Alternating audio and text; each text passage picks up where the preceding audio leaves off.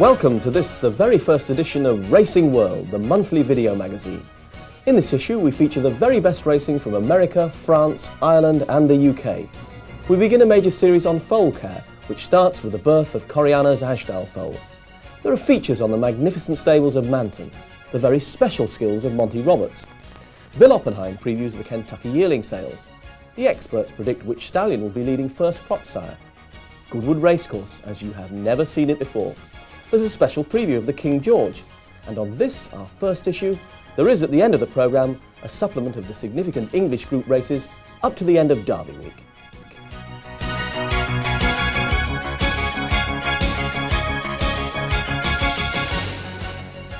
In Europe, the Mcgrath family have enjoyed unprecedented success in the classics. Of 10 classics to have been run in England, Ireland and France, so far they have won 6. June started very much as May had finished, with a Mcgrath runner dominating a classic.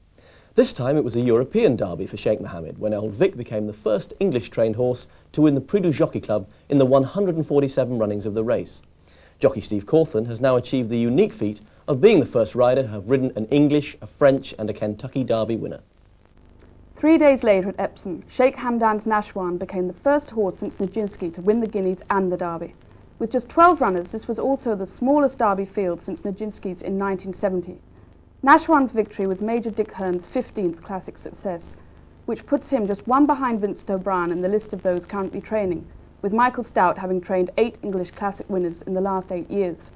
One of those Stout successes was with Elisa in the Oaks. Her winning time was just 1/100th of a second outside Time Charter's Oaks record of 1982. It was also a first Oaks success for the Aga Khan, and now 3 generations of his family have won the race since the war.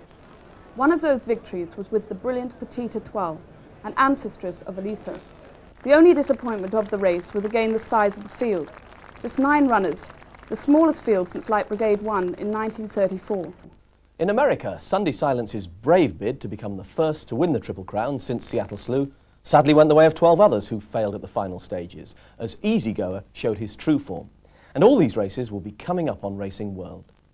On a sadder note, June saw the passing away of Phil Bull, the founder of the Timeform organisation, a pioneer of the way many now read racing form and a far-sighted advocate for reform in racing. Phil Bull has left behind a legacy which is appreciated wherever there is racing, the Timeform organisation, which celebrated its 40th anniversary last year. Royal Ascot was dominated by Prince Khalid Abdullah, his retained jockey Pat Edery and trainer Guy Harwood. Although Sheikh Mohammed's 4 winners made him the most successful owner in terms of prize money won, Prince Khalid's 6 winners were the best by an owner since Lord Glanley had 7 in 1919. Similarly, jockey Pat Edery's 8 wins matched Lester Piggott's 20th century record, which he achieved in 1965 and 75. Guy Harwood led the trainers' table with 6 winners. Another highly successful trainer at Ascot was Jeremy Tree, who announced recently that he was handing over his licence to his assistant Roger Charlton at the end of the season. The trainers' ranks were further reduced with the sad news that Olivier Dueb, a master of his craft both at Chantilly and Newmarket, had lost his courageous battle with cancer and died at the age of 42. And there was also sad news during Royal Ascot. Prince of Dance, injured during the Derby where he lost his unbeaten record, had been put down, having become paralysed in his hind quarters. We now take a look with Timeform at the build-up to and running of the 1989 Derby. During recent seasons, the Craven Stakes at Newmarket has proved an important classic trial. Shardy, trained by Michael Stout, was one of 4 leading Guineas contenders in opposition in this year's running.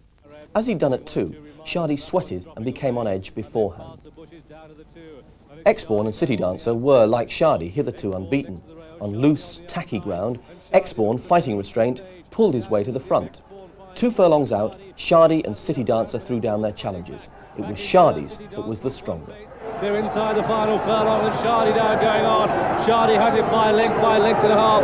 Exborn a brave race in second. City Dancer staying on well for third, but at the line Shardy wins from Exborn second with City Dancer third. A big gap to Frequent Flyer, and a disappointment of the race was Al Hareb, who dropped out to be last of all. Prince of Dance, trained by Dick Hearn, was a firm Derby fancy after an unbeaten 2-year-old campaign. Unfortunately, he ran badly at Epsom, finishing lame, and was put down shortly afterwards. But prior to the Derby, we got the chance to reassess him here. Prince of Dance had to battle to beat Observation Post in the Newmarket Stakes. However, considering he needed this after a setback in April, it was a reasonable enough trial.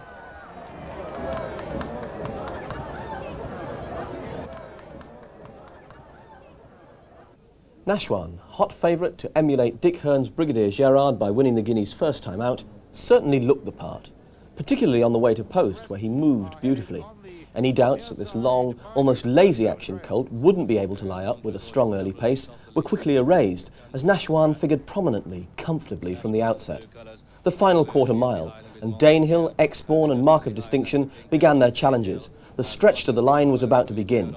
Nashwan answered the call in some style. And it's Nashwan now that strikes the front. Nashwan in the lead, but coming there strongly is Exbourne in a white cap. Danehill pressing for the lead. A lunar mover, Mark of Distinction opens up. Saratogan tries to quicken up. Zayani with it all to do.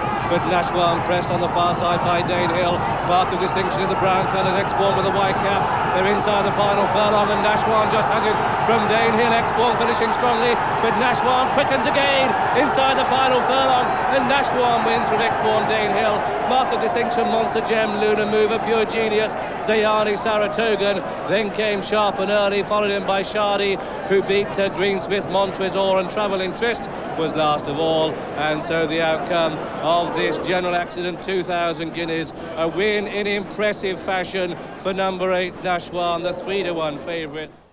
Euphoric scenes after Nashwan's success, and almost immediately, Derby fever began.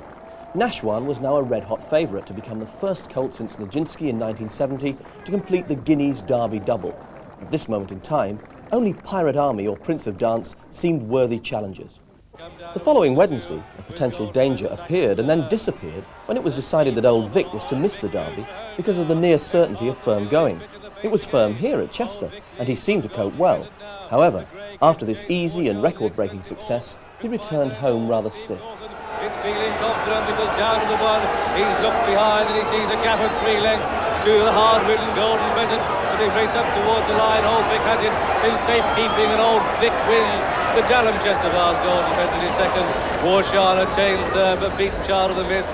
Future Glory found the pace too hot, the bends too tight, and there he comes through, or he was just about to come through. The fixture was Future Glory. There were still 2 significant races to be run. Here at Lingfield, the ground was almost hard for their trial, in which runaway Sandown scorer Pirate Army warmed up for Epsom.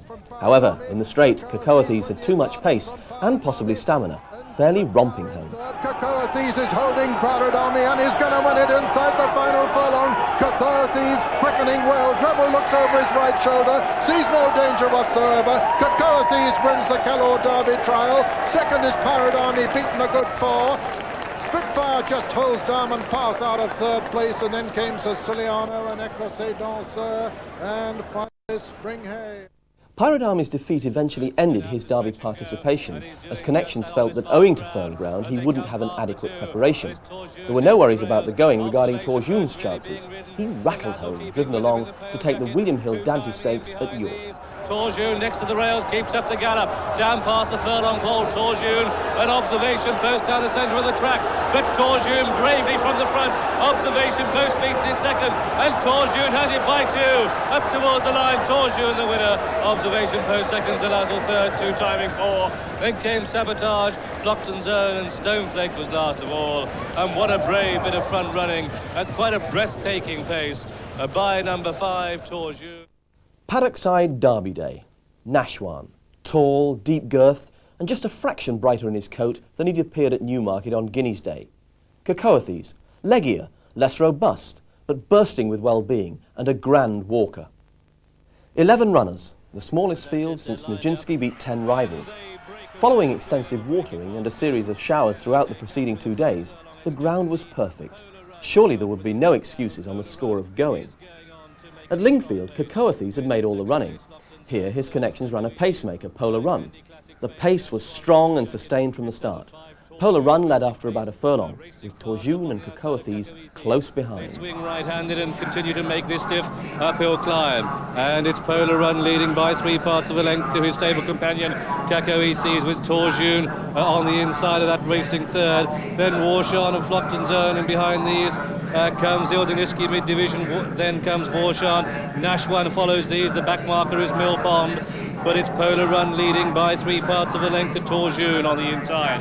Cacoethes is well placed at the end of the first half mile, is third. Ildeniski pulls through into 4. Then in behind these as they pass the mile post comes Nashwan on the rank outside of Flockton Zone. Then Gran Alban, Nashwan mid-division, then Classic Fame and Prince of Dance. And so they headed at the furthest point from the stands, and Torjun with 7 furlongs to race comes up on the inside of Polar Run, and it's a lung-bursting pace, and it's Torjun now who takes it up from, in second place, Polar Run, who's pulled wide to allow Cacoethes to go through, but Nashwan makes his run wider still. The pace inevitably took its toll. Polar Run dropped out quickly coming down the hill, at which point Cacoethes was still hard on the bridle. Ildeniski lay out well enough, but Nashwan was being niggled along in 4th. Approaching the straight, Torjun made his move. Outside of Flockton Zone, but it's Cacoethes in front now as they begin the descent, and with just over 4 furlongs to go. Torjun next to the rails, Cacoethes cruising on the outside of him. Then behind these comes Ildeniski. Nashwan now pushed along in 4, but Stock goes for home with 3 furlongs to go in the ever-ready Derby. Cacoethes pressed on the outside by Ildeniski, but here comes Nashwan with a good-looking split. Torjun back in 4. They race down towards the 2 furlong marker, and the duel we expected is materialising, and it's Nashwan that goes on. It's Nashwan and Willie Carson, a length ahead of Cacoethes and Stock. A furlong and a half to go in the Derby, and Nashwan has it. Cacoethes in second place, back in third is Terrimon, but inside the final furlong, Nashwan provides an electrifying burst of speed. It's a 1-horse race. Willie Carson in the drive position.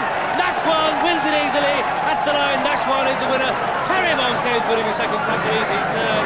Then came Ildeniski and Milpong, followed by Grand Albert, Classic Fame, then Torjun, then Flockton Zone, Prince of Dance, Warshan, and last of all was number 12, Polar Run. As you say, only 1 Derby. This is the 3rd Derby for Willie Carson. Troy and Henbid, how does he compare with those 2?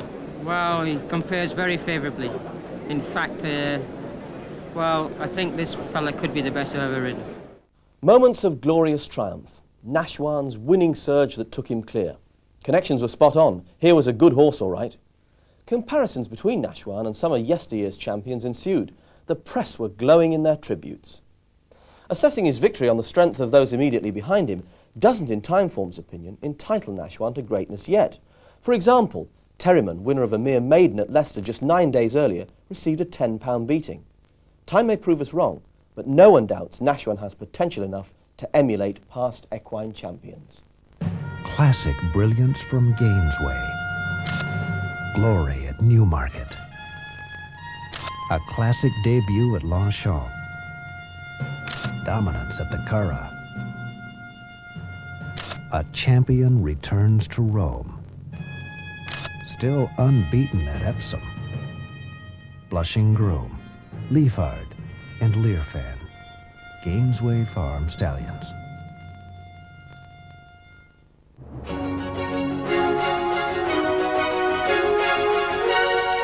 Epsom and Cheltenham may be poles apart, but the finish of the National Hunt season and the running of the world's most famous race are separated by just 3 days, and the 1988-89 jump season deserves a special tribute.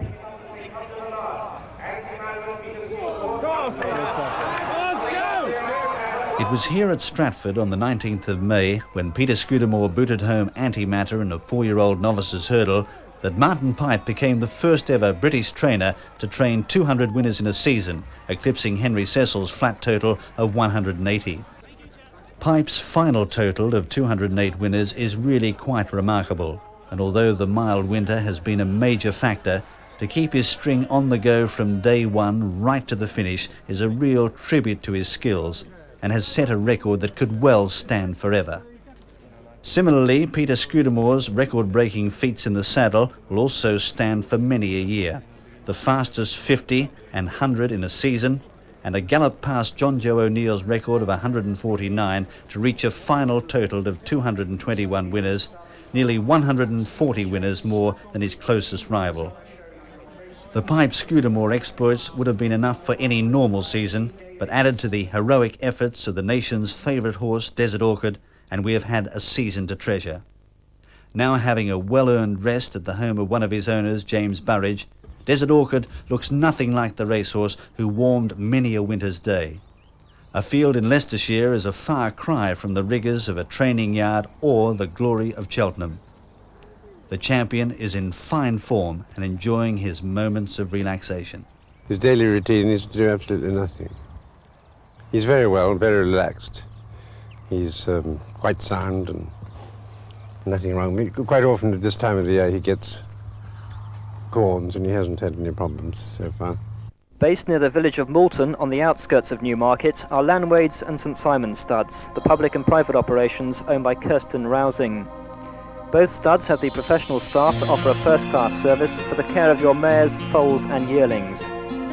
Lanwade stud is the home of Nijinsky's dual classic winning son Niniski, sire from his first 4 crops of European champion and King George VI and Queen Elizabeth Diamond Stakes hero Petoski, champion juvenile Carla Dancer and classic winners Minster's Son and Sergeyevich.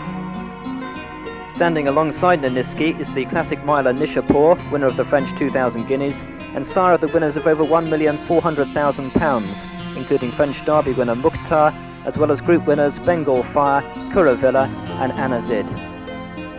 Lanwade stud, breeders and vendors of Petoski and Carla Dancer will this year be offering yearlings by the following sires: fillies by Liefard, Rainbow Quest, Shadid and Petoski, and colts by Niniski, Nishapur and Topville.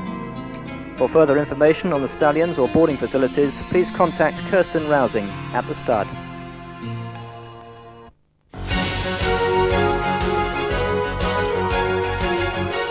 To use that popular phrase, we've had some good news and some bad news in the breeding world this year.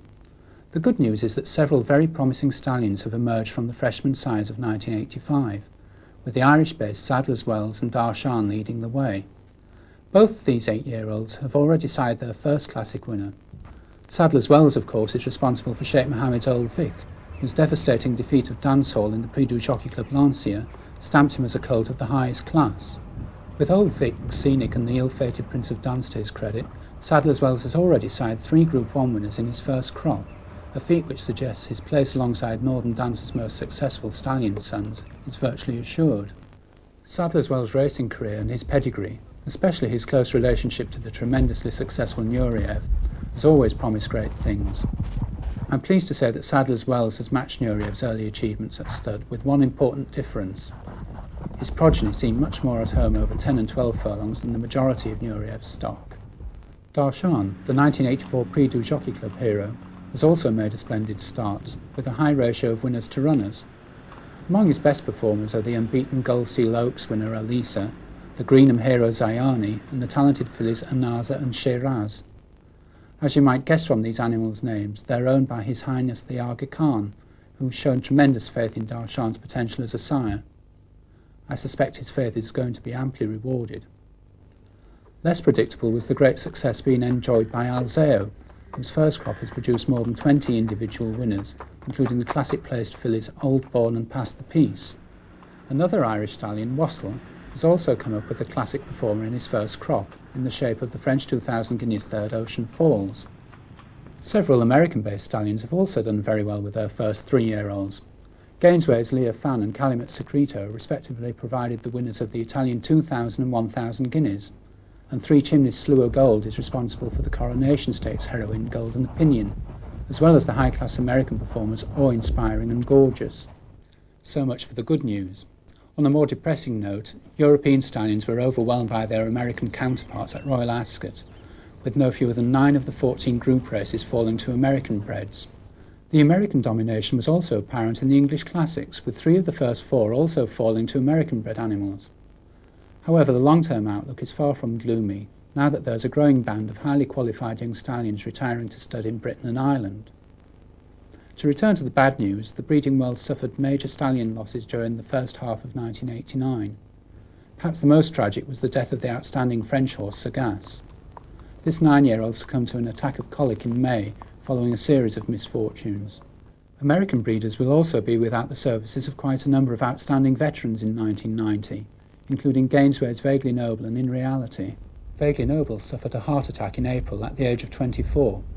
Among the legion of top winners he left us were the 1976 Derby winner Empery, the champion American colt Lemai Gold, and several animals which proved themselves on both sides of the Atlantic, including the magnificent filly Dahlia, Exceller, Nobiliary, Inkerman and Estrapade. His daughters are proving exceptional mates for the Northern Dance Line stallions.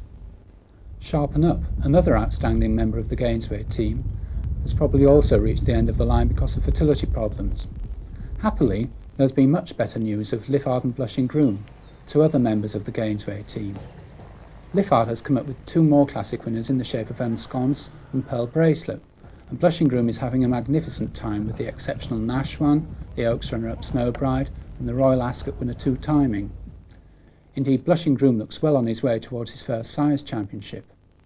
His most likely challenger appears to be Danzig, who enjoyed a tremendously rewarding Royal Ascot, but it would be dangerous to overlook several other members of the all-conquering Northern Dancer clan, including Sadler's Wells and Nureyev. There was also some good news for breeders in the Southern Hemisphere. The Group 1 successes of the French colts Kendor and St Andrews confirmed that Australian breeders pulled off a major coup when they secured the colt's sire, Ken Mare. Red Glow and Al Harib, two major winners of the 1988 British season, have also been given one-way tickets down under, and the third, the St James's Palace Stakes winner Persian Heights, is heading for Australia on a return ticket. They seem sure to make a significant contribution.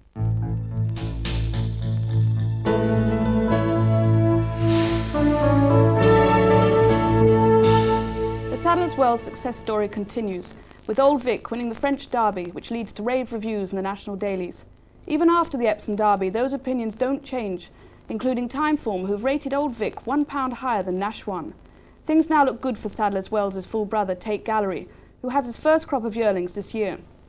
Alto's 3-year-olds have figured prominently in the European Classics, with places for Pass the Peace and Aldbourne in the French, English and Irish 1,000 guineas. 5 Royal Ascot winners are now at stud in Coolmore. 4 are champions.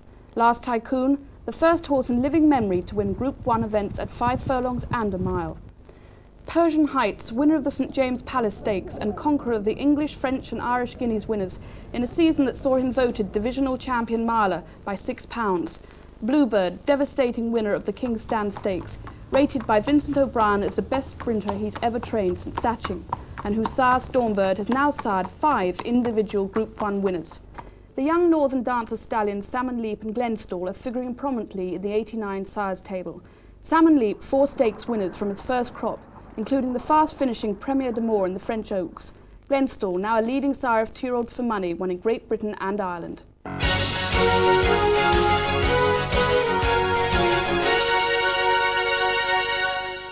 And so to Royal Ascot, bathed in glorious weather for a feast of racing that brought record crowds once again. Warning's wins in the Sussex Stakes and the Queen Elizabeth II Stakes last season meant he to give weight all round in the Queen Anne Stakes here. That didn't stop him, and his victory was the best by a miler so far this season. As they come down towards the furlong pole, it's Warning now, goes to the front from Reprimand in second, Sweet Chesney third, French Stress 4, Pat Edery going to score number 1 of the meeting now as he strides up towards the line, and Warning wins the Queen Anne Stakes in great style from Reprimand second, Sweet Chesney is third and fourth, French Stress 5 and 6 are Hilden Brown and Always Valiant, and last was the only filly Bocus Rose. So the result of the Queen Anne Stakes is first, number 1, Warning, owned by Mr. Carl.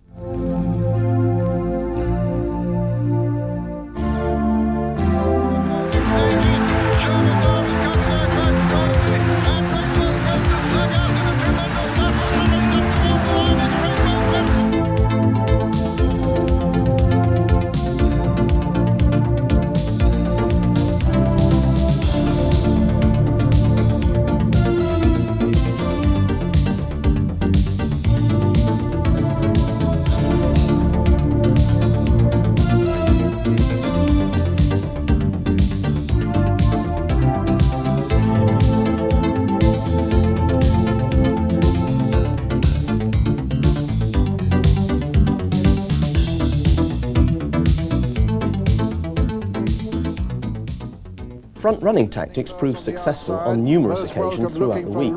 Two Timing was the first horse ridden successfully in this way, as Pat Edery judged things exactly in the Prince of Wales' Stakes over a mile and a quarter. They're coming down to the furlong pole, and it's Two Timing with the advantage from Beauchamp coming there strongly on the stand side. It's Two Timing from Beauchamp as they race up towards the line. Two Timing and Pat Edery from Beauchamp as they come to the line. Pat Edery is going to win again at the line. Two Timing's the winner. Beauchamp is second and third is most welcome. Fourth was opening verse, then Lapierre and Petrillo and Hibernian Gold, and Galitzin was last. The St James's Palace Stakes over a mile is the highlight on the first day that includes 5 group races. Shardy's performance here was similar to his win at the Curragh. Kicking for home on the turn, he was too strong for the rest. Shardy from Scenic, Greensmith moves into third, and Pat Edery coming to try and challenge on the stand side. But it's Shardy on the far side, Greensmith on the near side as they race into the closing stages. Shardy being chased by Greensmith all the time. Shardy's going to hold him at the line. Shardy is the winner. Greensmith is second, and third is Scenic, and 4 is Great Commotion. 5 and last, the disappointing Thorn Dance. Milers make sires, and one of the principal sets of the 3-year-old miler is the St James Palace Stakes. Then comes Sharud and Nino Bibbio as they race into the closing stages. Green Desert, Shoreblade, Green Desert, Shoreblade now taking it up from Green Desert as they race to the line. Shoreblade's going to win it at the line. Shoreblade is the winner. An Ascot specialist, Shoreblade also won the Queen Elizabeth II Stakes and, as a 2-year-old, the Coventry Stakes in record time. Shoreblade, a top-class 2-year-old and miler by champion sire Chris. Watch out for his first crop at the 1989 yearling sales. 9 individual winners were among the 17 who started for the Coventry Stakes over 6 furlongs. In what was certainly the most significant race for 2-year-olds so far, Rock City emerged as much the best, storming home up the centre of the course to hold Wadood and Candy Glen. Coming into the closing stages now, and Rock City's taking it up over on the far side from Wadood. It's Rock City, Wadood, Candy Glen on the near side. Rock City has the advantage. They race up towards the line. Rock City has won it, and at the line, Rock City is the winner. Wadood is second, and third is Candy Glen, and fourth was Bold Russian. And so the result of the Coventry Stakes. First, number 14, Rock City. Airlie Stud's Ballad Rock, sire of Rock City, the winner of the Group 3 Coventry Stakes, the race won by his champion son, Chief Singer.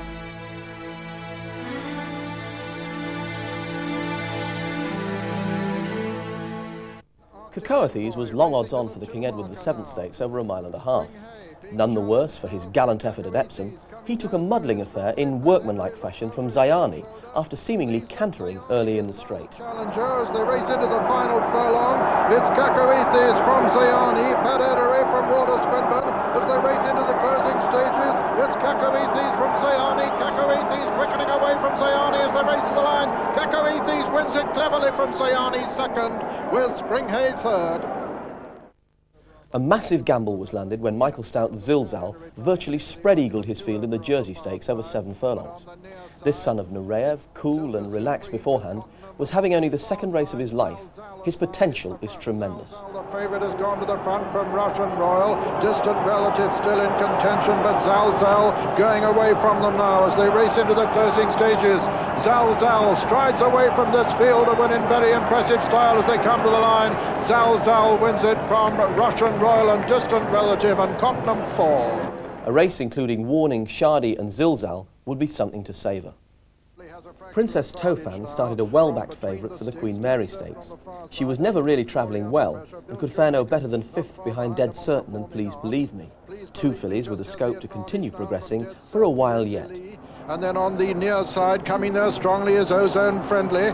But over on the far side, it's Dead Certain. Bill Shoemaker finishing fast on the far side too. And in between horses is Please Believe Me as they race towards the line. It's Dead Certain and Steve Gordon from Please Believe Me.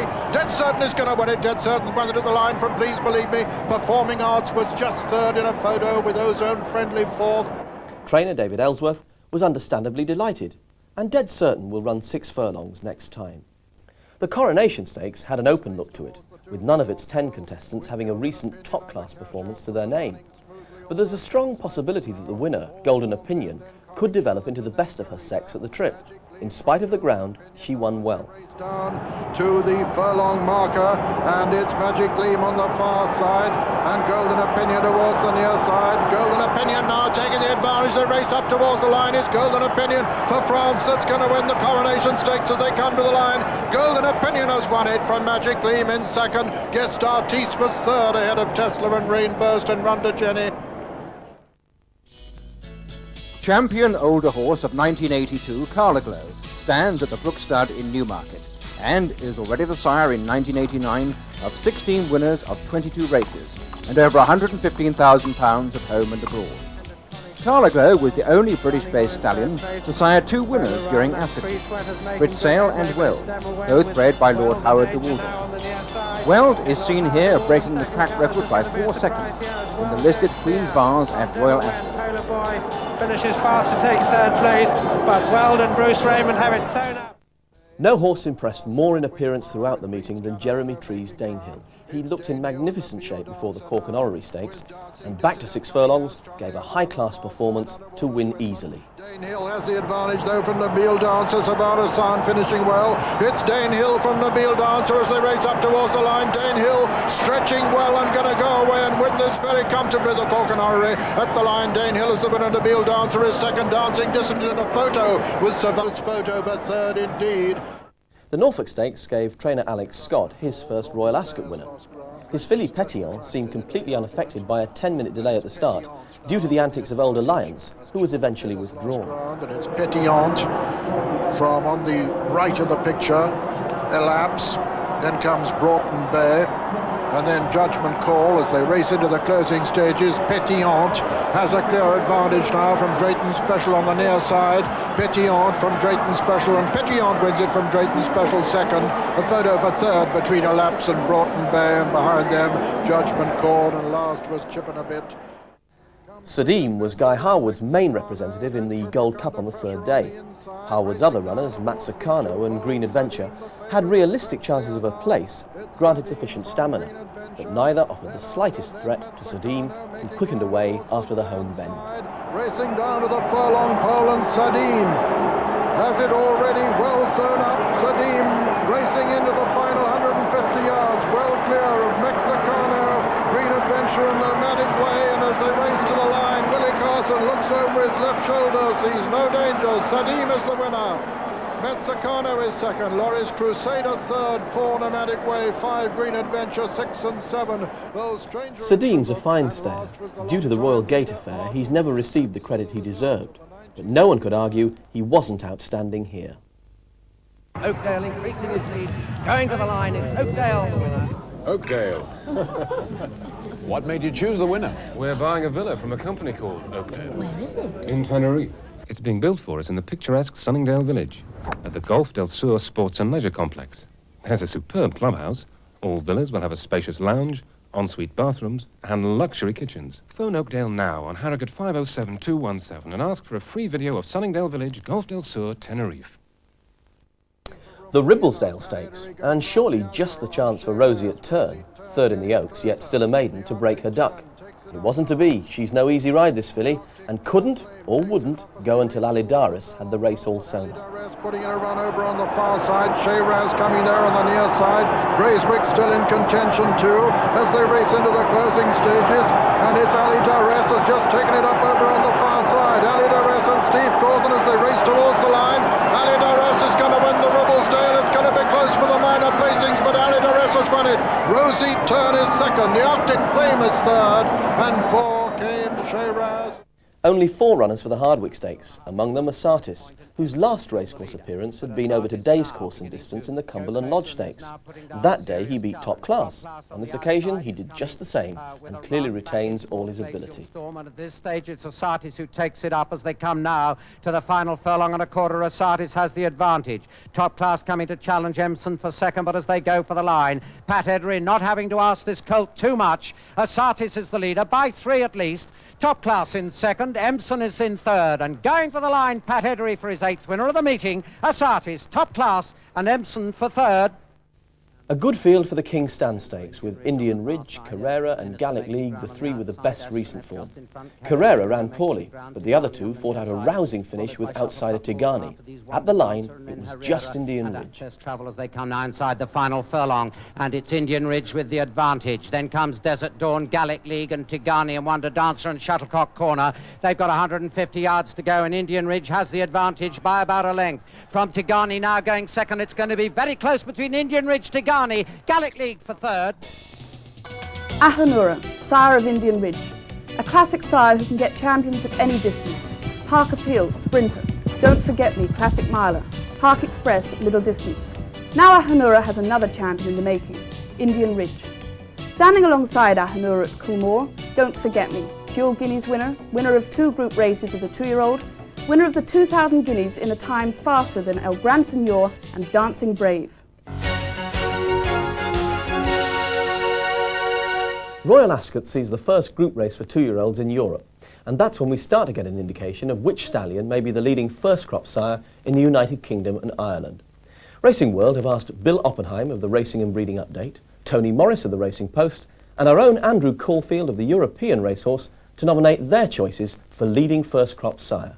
Well, I think we've got quite a typical year where you've got a division between the horses who are going to get precocious animals and horses who are going to develop and become classic stallions later on. The ones I like best for getting precocious horses, I think Dulab, Exhibitioner, they'd be the 2 obvious ones, I suppose. Among ones likely to get staying horses later on, you've got Comanche Run, you've got Law Society, Rainbow Quest. They'd be my principals anyway. But of course you've also got some input from America this year, which is rather unusual. You've got Chief's Crown, you've got Shadid, both highly represented, strongly represented over here. But my fancy is Law Society. Basically because it's not always the horse with the superior genetic endowment that gets on in this game. It's the horse who is marketed terribly well. Well, he has got a very good pedigree. He's by alleged, of course. He was a good 2-year-old. We remember him most as for his 3-year-old form, but he was a good 2-year-old, unlike a lot of the alleged. And I can see him doing very well. My pick for the leading freshman sire of 1989 in England and Ireland is Shadid, a son of Nijinsky, who's a North American stallion, stands at Gainsborough Stud in Kentucky. Shadid's a beautifully bred horse and a cracking individual. He was an $800,000 yearling. As a 3-year-old, Shadid won the Craven Stakes by 6 lengths, defeating Damister and Bairn, came back to win the 2,000 guineas as the hot favorite. Later in the fall, he won the Queen Elizabeth Stakes, also over a mile, defeating Teleprompter and Bairn again, and wrapped up his career with a 4th, promoted to 3rd in the Breeders' Cup Mile. Now those 2 wins over Bairn I think are pretty significant, considering that Bairn has started off as the hottest young freshman sire in England and Ireland in 1989 with 3 quick winners before Royal Ascot. Shadid himself, of course, defeated Bairn in both those races. Shadid's from a tremendous Claiborne family, the family of Swale and 49er. Here's a horse with absolutely all the credentials and already with 2 2-year-old winners before Royal Ascot. My pick to be leading freshman sire in 1989 in England and Ireland, Shadid.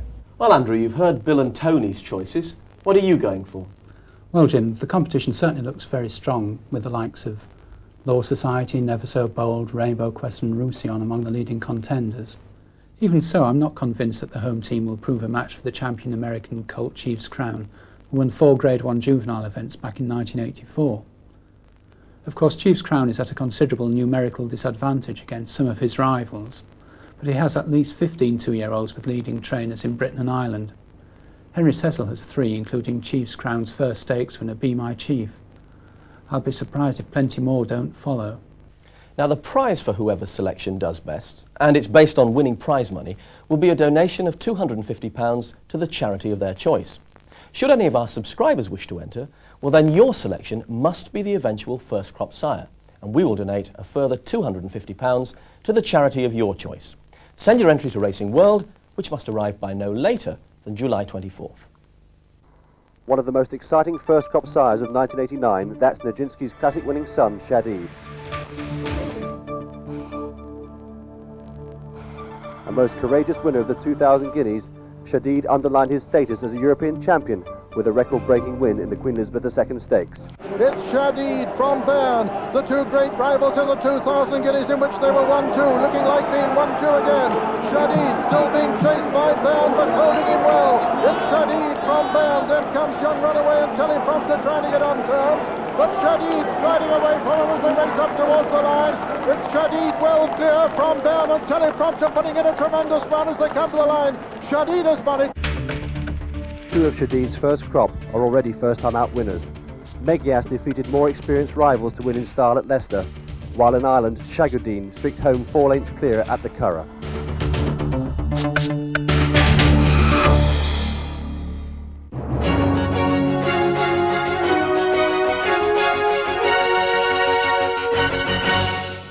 part of July is dominated by the Kentucky sales, and Bill Oppenheim of Racing and Breeding Update assesses the forthcoming sales, which for the last time features a sale of Northern Dancer's progeny.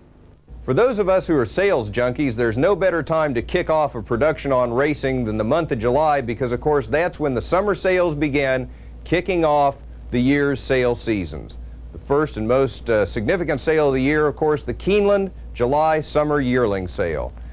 What can we look for this year? Well, the last two Northern Dancers are selling this year at the Keeneland July sales, and one thing that's a pretty safe bet is that one of the two Northern Dancer colts will be the 1989 sales topper. Overall, we look for the summer sales to dip again, to continue the slide that's really been in process for about the last 3 years. In 1987, 295 yearlings were listed sales at the summer sales with a gross of $109 million and an average of $371,000. In 1988, the number sold dropped about 10% to 266, which grossed $97 million. The average slid just 1 percentage point to $367,000. This year, we look for a big drop in the average and the gross both, possibly as much as a 20% drop. The number cataloged is down again. The number sold should be down about another 10%. At the end of the sale, you should read that on Monday and Tuesday, 240 to 250 yearlings sold for around $80 million, an average of around $310,000. Now, besides Northern Dancer, we expect the leading sires at the summer sales this year to be Nijinsky, and in a surprise perhaps, Danzig, to go past Mr. Prospector to duel with Nijinsky as the leading summer sale sire.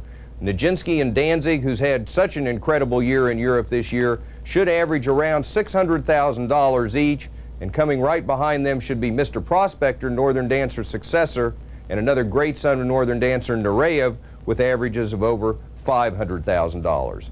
Tailing them and not doing too badly should be horses like Seattle Slew, Blushing Groom, and Aladar. Aladar with no less than 29 yearlings represented at Keeneland and another 15 to come at Saratoga.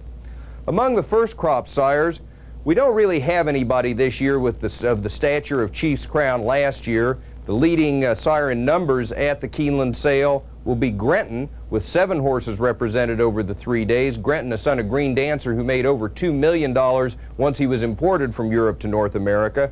A very fast son of Secretariat called Pancho Villa is another who should be, has 5 representatives and will be well liked. Shahrastani, who defeated Dancing Brave in the Epsom Derby, is represented by 4, as is Turkoman, a son of Aladar, who was a champion racehorse, champion older horse in North America, with 3 representatives, another son of Danzig and Danzig Connection, the Preakness winner Gate Dancer, and our sleeper Van Landingham, the Washington International winner by Cox's Ridge. The British Bloodstock Agency and BBA Ireland form the world's largest bloodstock agency, offering a comprehensive international service. Wherever the hammer falls, the BBA are buying horses for clients worldwide. In the 1980s, the successes of BBA purchases include Golden Fleece in the Derby, Carla Dancer in the Dewhurst, and Gallic League in the Middle Park. Society just going to get there, close home already at the post. It's close. Carla Dancer. BBA manage over 40 stallions in Europe, amongst them leading classic sire Shirley Heights, and can negotiate nominations to most stallions in the world for their clients. BBA Insurance Services handle the largest bloodstock account in Europe, offering the most competitive rates for all types of insurance, including cover from fall of hammer. The BBA Shipping Department arranges all classes of horse transport, either with their own fleet of modern horse boxes or by air freight to all corners of the globe. With access to the largest and most up-to-date database, BBA Bloodlines provides a unique service to breeders, giving that additional edge when planning matings. BBA built and opened the Hastings Centre last year to provide a much-needed facility in Newmarket, containing the largest equine swimming pool in the country. The preparation of group winners, Indian Skimmer, Old Vic and Most Welcome, has been greatly assisted by regular visits to the centre.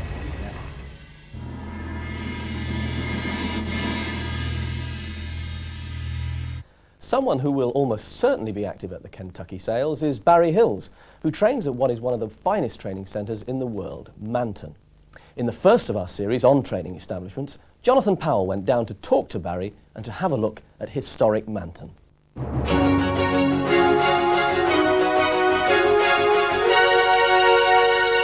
One of the finest training stables in the world is here at Manton, high on the downs above Marlborough in Wiltshire. 40 classic winners have been trained here by Alec Taylor Senior and Junior, and later by Joe Lawson, and finally by George Todd. Now under the stewardship of Barry Hills, Manton has returned to its former glory. Less than 3 years ago, Robert Sangster, who owns Manton, made Barry Hills an offer he couldn't refuse. Well, in fact, I'd had sort of 48 hours because Charles Benson, Robert's friend, had rung me up and asked me on Robert's behalf that he'd be interested in asking me to go to Manton, and really it didn't take me very long. I mean, it's a place that you dreamed of coming to, and having known what Robert had spent on it previously by Michael, and there would obviously be everything there conceivably you would want to train a racehorse. And so when we had the lunch on the Tuesday, I accepted and took over the following morning.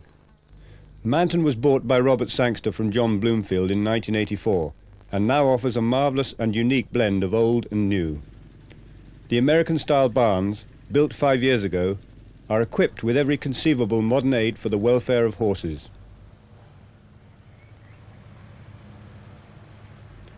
The original yard, in contrast, dates back to 1870.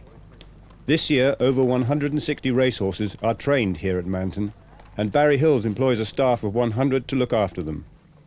I think there's 97 people live on the place. That includes wives and children. And then there are 4 maintenance people, there's 4 gallop men. Snowy Houghton runs the Manton House Yard, which is the old original yard, and he's been with me ever since I started training, 20 years in fact. I inherited Graham Skeets, who was living here when Michael was here, and formerly been with Arthur Stevenson and ridden quite a few winners himself. He's in charge of the second new yard, which is the Astor Yard, and Billy Keenan is in charge of the Barton Yard. And then there's another small yard, but they've all got their own head lads and second head lads and an assistant trainer in each yard, so it does work extremely well. Well, they can speak to one another from various yards, so they know exactly what time they're pulling out, and we've got it all timed at where they meet and everything else. And that's one of the reasons where you saw the horses going around the little belt of trees, that's a future meeting place so you can sort out what you're going to work and send them in different directions. And what are the main advantages of a private training establishment like Manton over the training centres like Lambourne or Newmarket? Well, you can pick your ground where you're going to go. You can prepare it by either watering it or working on the peat moss. You've got no one else to get there in front of you. You can pull out exactly what time you like. You've got 16 miles of horse tracks for horses to walk on. I mean, there's everything you could want here. I mean, there's indoor rides, there's watered gallops, you've got all-weather gallops that can be sprinkled. And you haven't got to bother about anybody else.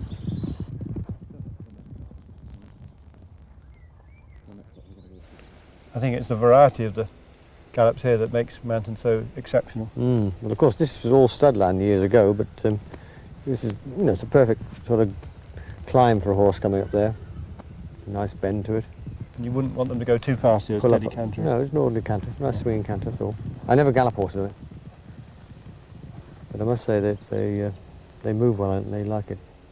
Horses do seem very relaxed here. They love the quiet Well, it's a good environment for them, isn't it? Yeah.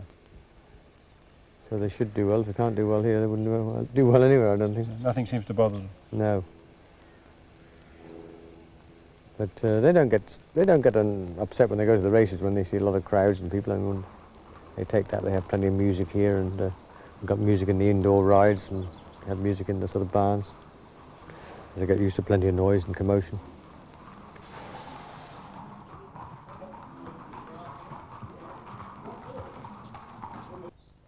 Barry, this would be something that most people wouldn't have seen, watering an all-weather gallop. Well, he obviously keeps it in perfect condition. As you know, it's a sawdust-based gallop. I had one in Lambourne before I ever came here, but this was put in by my predecessor, Michael Dickinson, and Brian Spink, who organises the gallops here. And normally, obviously, we do this late at night, because it's better to water in evening time. And it's on for about 20 minutes, and it's only done when the ground is very dry and keeps the ground in good texture, and it's rolled, and it's very good for the work. You're going to canter up to the right of the middle. Yeah. There's no markers there. All right? Just canter up there steady, and then you can walk on down, and then they go on the valley gallop, and they can trot along the valley and hack up by the fences to the top there. Okay. All right? And then pull up and take a turn there. On looks and pedigree, these 2-year-olds preparing to work in mid-morning offer rich promise for the future. I affirmed at the Queen of Cornwall. There's another Lomond. St Helena. Sadler's Wells had a snow day, caught by Habitat. Do you bandage them all just as a precaution? Yeah, I think it helps to prevent sore shins. It's nice for the horses to be out with the sheep and cattle and everything else, and sort of nice relaxed attitude. Send them up in bunches to sort of educate them? Yeah, when the ground's good, yeah. Good for them. They don't want to go too fast in this ground. These have just been going very steady. They've been coughing and don't know very much. But there's no point in sort of getting decent potential horses jarred up to start with. Get their minds wrong and everything else, and they've got to like what they're doing. Temperament is a big thing in the game, apart from ability. Yeah. Now you're thinking all the time of the classic races and the best races at 3, so you don't switch them on at 2? No. If they can show they'll go, they'll be able to go in sort of August, September. There's plenty of good 2-year-old races then. Well, it is very rewarding, as I say, and obviously what we really need now, is the most important thing, is a couple of proper champions, and you know, one's got to be patient enough to just wait for them to come along. But the 2-year-old crop we had last year were never a very exciting bunch, but I must say that the 2-year-olds this year look a much better lot altogether. I mean, they're better bred and they've got better wheels and more class about them, so maybe next year would be a different kettle of fish, or later in the season.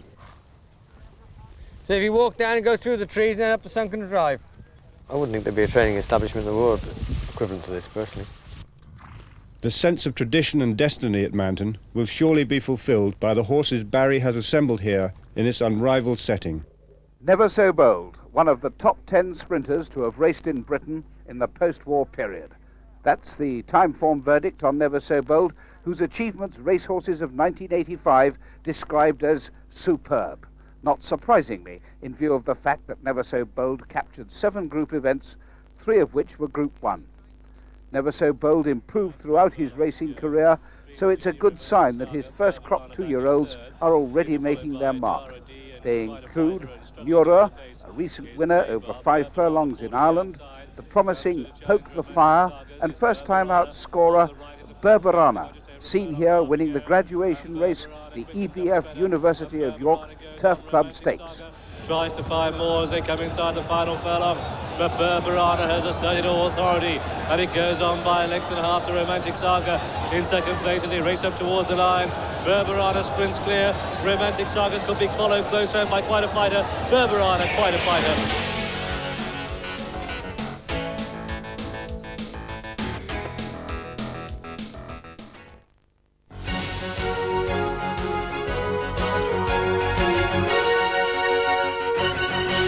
Hello everyone, I'm Tom Hammond, and today we'll recap 10 of the top American races run so far in 1989.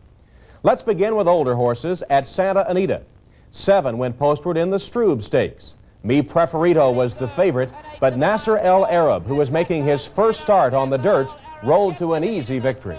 And it's Nasser El Arab taking to this muddy track like a duck to water. He's loving it out there. Nasser El Arab romping home under Pat Valenzuela to take the Stroob Stakes. Nasser El Arab, a 4-year-old son of Al Nassar, races for Sheikh Mohammed. The colt began his career in France, where he won 2 group events last year, the Prix Hocquart and the La Coupe de Maison Lafitte. Nasser El Arab is under the care of trainer Charlie Whittingham, who has enjoyed much success with former European runners that make the transition to American racing. Nasser El Arab came back a month later as the favorite in the Santa Anita Handicap. There was a tremendous upset as Martial Law recorded his first stakes victory. It's Martial Law and Martin Pedrosa passing the 16th pole clear, and here it is, Martial Law to win the Santa Anita Handicap. Martial Law, a 4-year-old colt by Mr. Leader, raced in England at 2 and 3. There he won 3 of 10 outings. Martial Law was bred in the U.S. by Darley Stud Management. Belmont Park in New York was the site for the Metropolitan Handicap. Seeking the Gold was expected to win this event, known as the Met Mile. But Proper Reality found room along the rail to win by a nose. Dancing Spree on the outside, now puts ahead in front, Seeking the Gold back into second. Proper Reality closing ground on the rail. The entry running 1-2. Dancing Spree, Seeking the Gold, closing ground, Proper Reality to the wire. Proper Reality, by the late sire In Reality, enjoyed a 9-pound advantage in weights over the runner-up. This marked his 7th stakes triumph. Time now to focus on 3-year-old fillies. And our next 3 races feature one of the brightest stars on the American scene. First to Churchill Downs for the Kentucky Oaks. The Wayne Lucas trained entry of Open Mind and Imaginary Lady was the solid betting choice. And down the stretch they come in the Oaks. It's going to be a Lucas trained horse that's going to win it. But which one? Open Mind on the outside takes command. Imaginary Lady is second and the others are far back. Here's the finish of the Oaks. Open Mind, another championship performance. Open Mind, voted as the top 2-year-old filly in the U.S. for 1988, wins what is known as the Kentucky Derby for fillies. She's a daughter of Deputy Minister, Canada's 1981 Horse of the Year. Open Mind's assault on the Triple Crown for 3-year-old fillies began with the Acorn Stakes at Belmont Park. They pass the 8th pole. Open Mind has the lead by 3, and Hot Novel is second, then Triple Strike is third. Open Mind in front. Open Mind scored her 7th consecutive victory as she won by 4.5 lengths. And so it was on to the middle leg of the series, the Mother Goose Stakes. The distance, 1 1/8, as Open Mind established a race record clocking. On the outside, Open Mind now takes over the lead by about half a length. Gorgeous on the inside, fights back in second, past the 8th pole.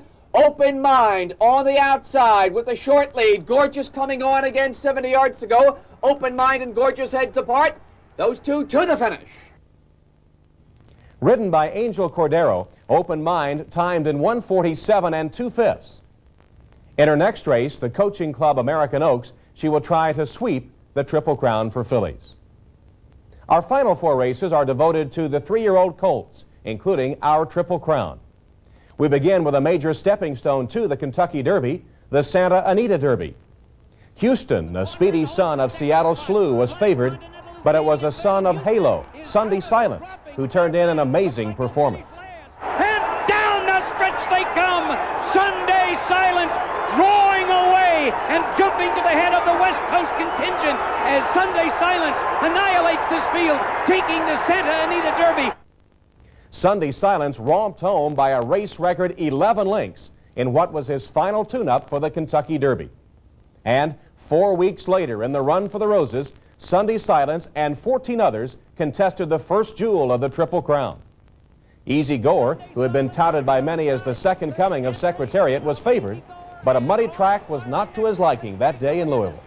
Sunday Silence with Pat Valenzuela comes over, has a little contact with Northern Wolf. On the inside, Houston is dropping out of it. Gansel is still tough. On the inside, then comes Easy Goer and awe-inspiring, but with a 16th of a mile to go. And here comes Sunday Silence through the stretch, coming to the finish of the Derby. Sunday Silence wins this Derby by 2 lengths. Although he recorded the slowest clocking for the Derby in 31 years, Sunday Silence, who was ridden by Pat Valenzuela, had overtaken Easy Goer as the top 3-year-old in the U.S. And so it was on to Pimlico for the second leg of the Triple Crown, the Preakness. And again, Easy Goer was the favorite.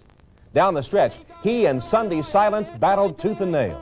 Sunday Silence and Pat Valenzuela, Easy Goer and Pat head and head through the stretch. What a horse race this one is. Easy Goer and Sunday Silence going nose and nose in the Preakness. Sunday Silence, Easy Goer, here's the finish. Sunday Silence wins it by a nose.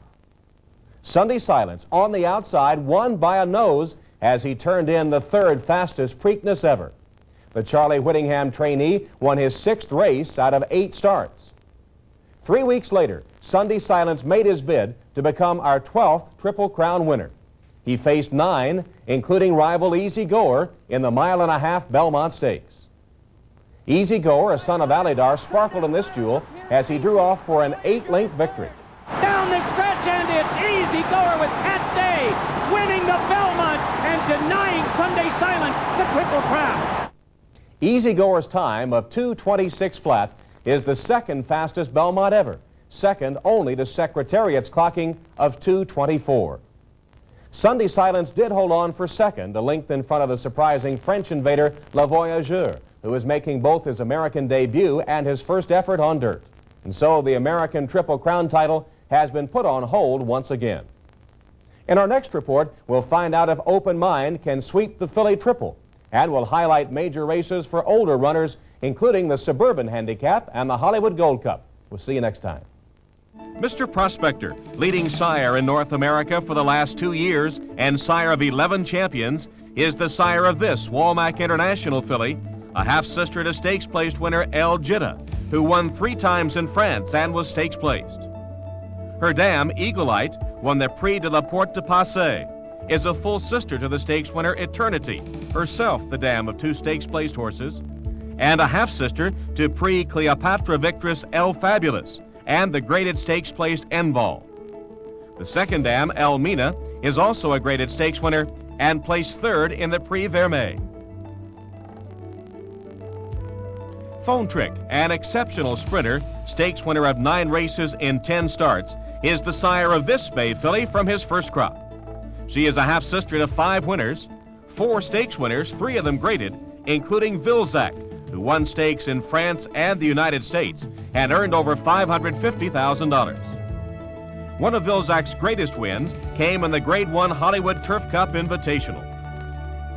This filly is also a half-sister to 1988 stakes winner Jane's Dilemma, winner of 15 races and nearly $550,000.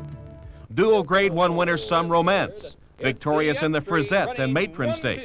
Some Romance and Open Mind to the wire.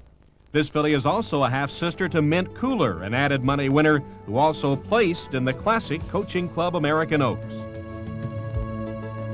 Also from Walmack International is this Northern Prospect colt, a half-brother to 3 winners, 2 of them stakes winners. This colt is a half-brother to Is It True, stakes winner of over $600,000, numbering among his wins the 1988 Breeders' Cup Juvenile, defeating champion and classic winner Easy Goer, and the Riva Ridge Stakes in June 1989. Is It True has the lead. This yearling is also a half-brother to 1989 stakes winner Aerial Display, earner of over $100,000. He is out of stakes winner Roman Roquette, who is a half-sister to 3 stakes winners, including the hard-hitting I Am the Game, who captured the Grade 3 Rosebin Handicap, and the ill-fated singing Susan, earner of over $250,000, while capturing the Sorority Stakes and also setting a new track record at Aqueduct. Finally from Walmack is this colt by Foolish Pleasure, champion 2-year-old colt and Kentucky Derby winner. This colt is out of a half-sister to 1988 stakes winner Ann's Bid, winner of 11 races and over $300,000, including Oaklawn's listed Martha Washington Stakes. The second dam is a half-sister to Horse of the Year and dual champion Arts and Letters, who was versatile enough to capture the classic Belmont Stakes as well as the Metropolitan Mile, and to the dam of Rokeby Venus, winner of the Flower Bowl Handicap.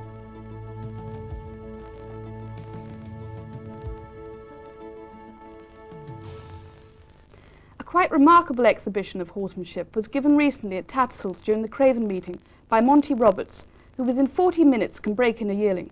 Here's just a sample of his skill. The psychological phenomenon that we're going to use and discuss here today I call advance and retreat. Goal 1 is that there will be no pain whatsoever. I want him to be on my team. I want him to like me and to wear the same color jersey. Number 2 goal is to join up or link up. I want him to stay with me, to want to be with me, and to do the things that I want him to do because he wants to do them, not because he's told he must.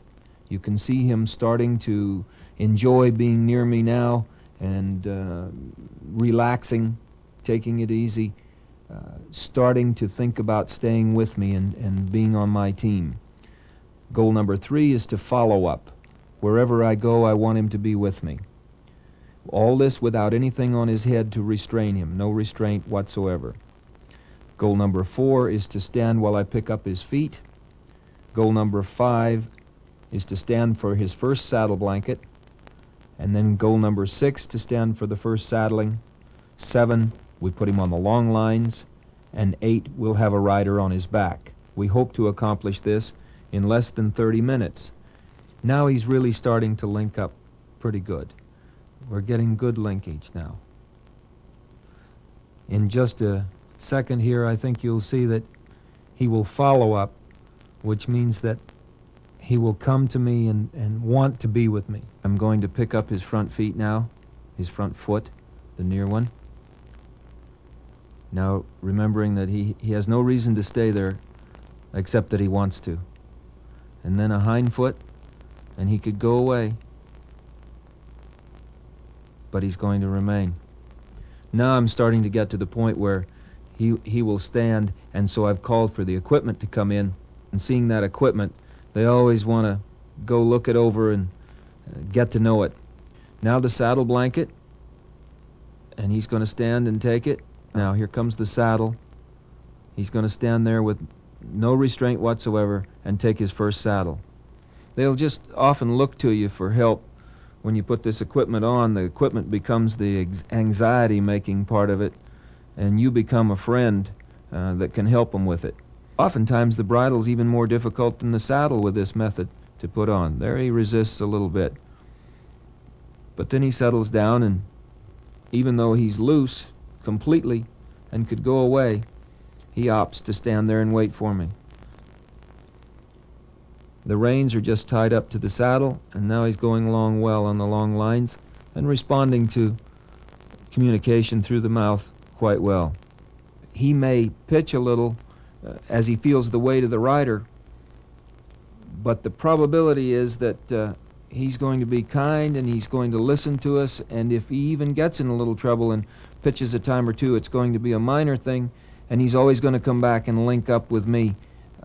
Now there's the rider on, and all we want the horse to do in the final goal here with the rider on is to move around the round pen freely, and that completes the demonstration because I've gone through goals 1 through 8, and in the particular case of this horse, accomplished all those goals and did it in 25 minutes. He's 25 minutes into his career as a racehorse now in training. And I tell you, if you watch him now, after this 25 minutes, I think you'll realize that this is a unique method and that very few horses that you've ever seen can be schooled for 25 minutes and then do what this horse is doing. That piece is part of a full-length program made in America, which shows the Monty Roberts technique from start to finish. If you would like to purchase a copy of that program, please send the equivalent of 1 month's subscription to Racing World, 1 Hughes Mews, 143 Chatham Road, London, SW11.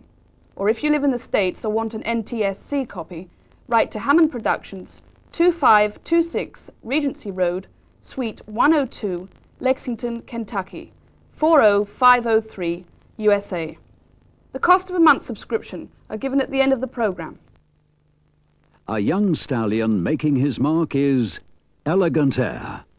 Before mid-June, his first crop of 2-year-olds has already produced 3 individual winners, including the winner of the Berkshire Stakes, Dashing Blade. Dashing Blade coming to join them, going quite strongly down the centre, and these are clear of Hermitage Rock and Lord Bertie and Scarlet Express. They've got half a furlong to run, and Dashing Blade lengthens well, goes 2 clear from Azario, who can find no more, across the bay, also beaten in 3rd, but at the line, Dashing Blade very comfortably. A sire of sharp 2-year-olds, Elegant Air, by Shirley Heights out of a group-winning Seabird mare, has a classic pedigree. His nominations are already in demand for 1990.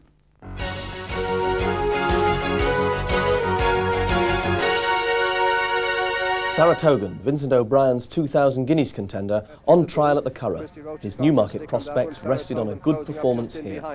They're racing towards the final furlong now, and Vestris Abu, Sylvan Tempest and John Reid produces Saratogan between horses. As they race inside the final furlong, Saratogan quickens through the widening gap and goes on from Vestris Abu and Sylvan Tempest. Fantas Breeze is running on the far side, but Saratogan is winning this quite cushionly by a couple of lengths, pushed up by John Reid, who steals a glance over his shoulder, sees that he's the 2-length margin over Sylvan Tempest in second. Phantom Breeze is third, Vestris Abu is fourth.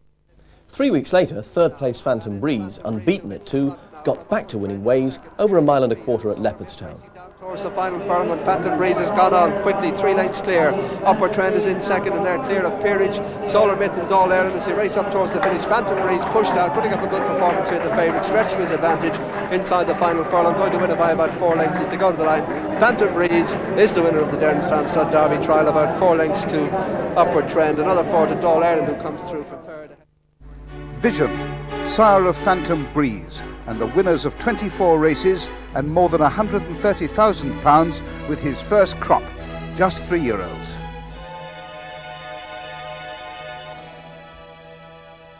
The first Irish classic of the season, the Airlie Coolmore Irish 2,000 guineas at the Curragh on May 20th, gave both Saratogan and Shardy the chance to put dismal performances in the English equivalent behind them.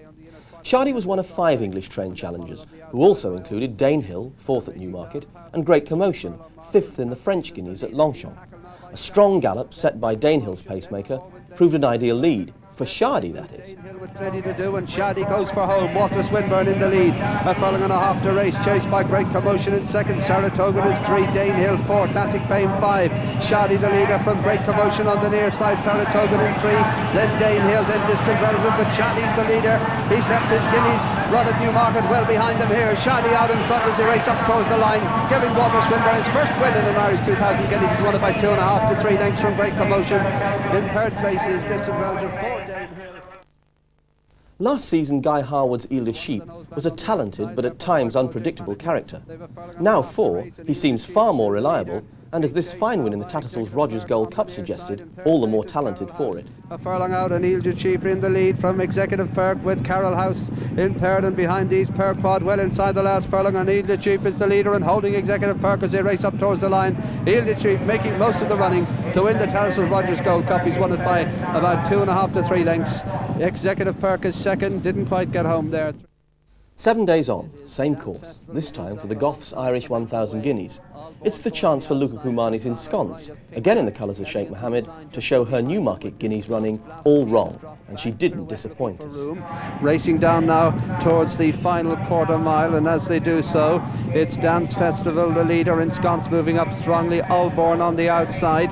In behind them, Pirouette beginning her run on the outer run to Jenny. A furlong and a half out, and Ensconce goes on from Allborn in second, then Dance Festival, Elegance in Design, Pirouette looks beaten, run to Jenny's running on well, then Honoria, but inside the final furlong it's Ensconce the leader, being chased by Allborn, run to Jenny in 3, and racing up towards the finish, Ensconce the favourites, going to win it for Ray Cochran and Luca Kumani by about 2.5 lengths. Allborn is second, 3 run to Jenny, running a good race, 4 possibly Honoria just ahead of Elegance in Design.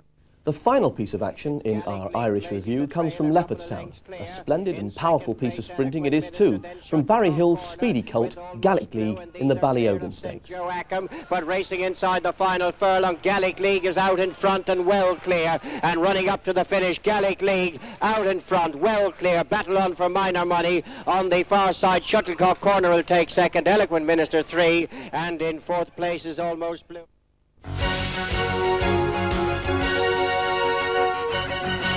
The birth of any foal is always a proud moment, but here at Cheveley Park Stud there's a prospect of one that's just a little bit special.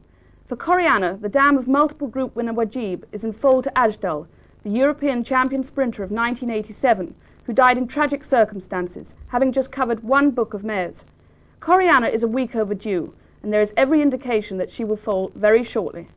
You know, she was uncomfortable kicking at herself a little bit. This morning she was quite heavily whacked, so I'd be hopeful. Out in the paddock this afternoon was today. She's walked quite hard, so I think we've got a good shot of her foaling tonight. 80% of mares foal at night, a tradition that has been passed down through the ages. Well, it's probably from evolutionary times, from the inherent instincts of the mare to get away from predators, so she can foal somewhere where the predators are less likely to be active, and that's during the night. It's now 1 o'clock in the morning. Coriana shows every sign of foaling imminently. However, there's a complication, as Chris Richardson later explained.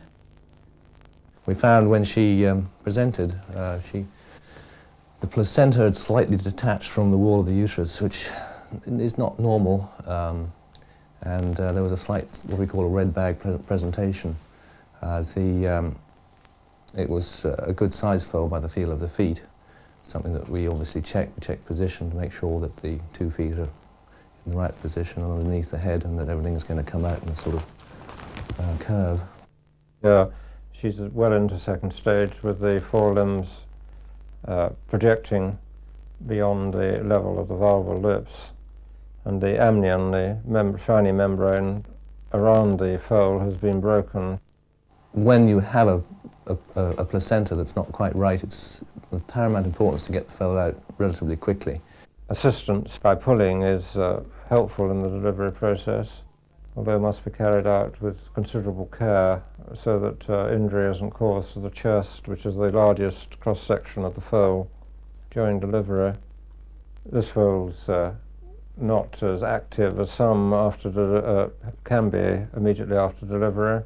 It's not, it's lying on its brisket on its chest. It's turned into this position, which is natural.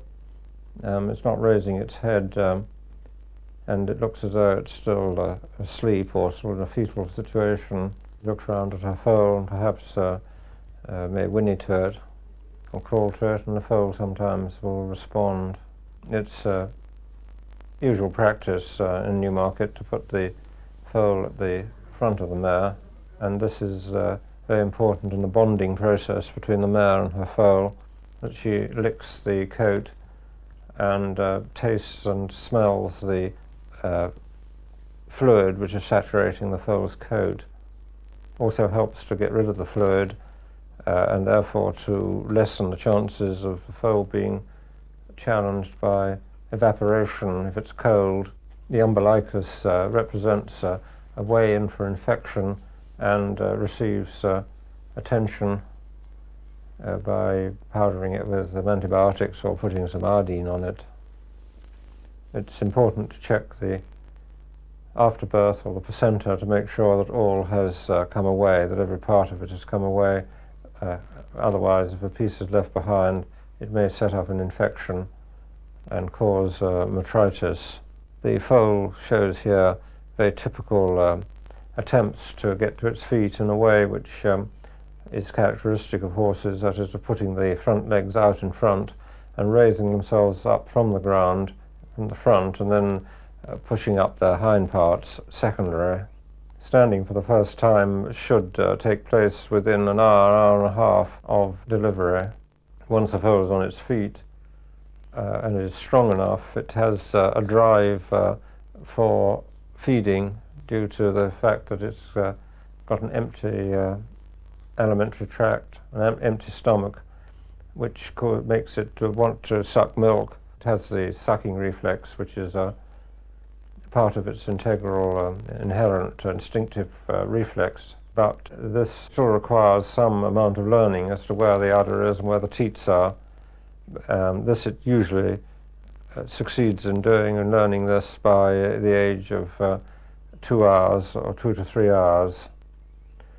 It's practice in Newmarket to take a small amount of colostrum from mares before the foal sucks in order to deep freeze this and store it in case it's needed, where in an instance where a mare has perhaps lost her colostrum through running milk before she foals. The foal here has made contact with the udder, and the contact with the skin of the mare and the udder of the mare also stimulates the suck reflex and stimulates the sucking behavior of stretching the head out. His reflex to suck and to suckle has taken a bit of time. So obviously delighted we've got a colt, and obviously the vet will check him thoroughly, and both he and the mare thoroughly tomorrow morning. Next month in Racing World, we'll see how Coriana's colt foal copes with the first 48 hours of his life. Outside and Dancing Brave on the extreme right of the picture. Pedigree asking for everything. A furlong and a half to go. And it's Shadari now who strikes the front. Carrara with the noseband. Bearing on the very wide outside with a white face Sharastani. But here comes Dancing Brave. Firing down the centre of the track. And it's Dancing Brave now who's come to take up the running. Dancing Brave is going to go out. Dancing Brave is going to win at the post. Dancing Brave from Bearing Sharastani at Triptych. Gary came out in the straight and I followed him, and when he looked over he had all his horses covered and he didn't see me behind, and when I gave my horse a couple of taps, he jumped, flew past him, just really unbelievable. It's only my second time riding him, but today he was electrifying, you know, terrific. I'm very much looking forward to training Dancing Brave's progeny, and I think that if they have the temperament and ability, anything like the ability of the old man, he's going to be an extremely successful stallion.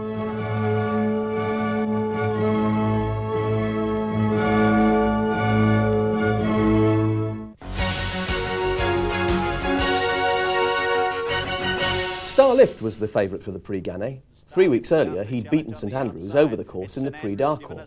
The pair clashed again on level terms, but this time, St Andrews came out with better.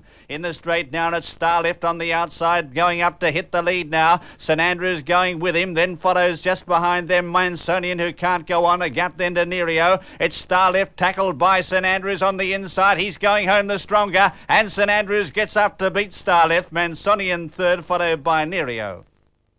Harrah Domil, the breeders of St Andrews, will be selling a high-class draft of yearlings by top stallions including Arctic Term, Al Nasser, Roberto, Darshan and Last Tycoon.